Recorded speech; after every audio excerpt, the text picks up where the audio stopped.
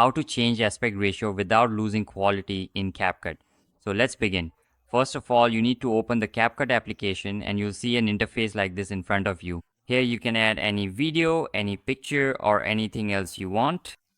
After that, you need to scroll these options to the left and you have to find this aspect ratio option. Now click on it. Here you will see that we have many ratios available, like the 9:16 ratio, which is mostly used for TikTok, Instagram Reels, and then for YouTube Shorts, etc. If your video is for short content, you can select this ratio. And if it's long form content, like YouTube videos, you can select these other options. For Instagram, you can use this one. And for YouTube, you can use that one. It all depends on your preference.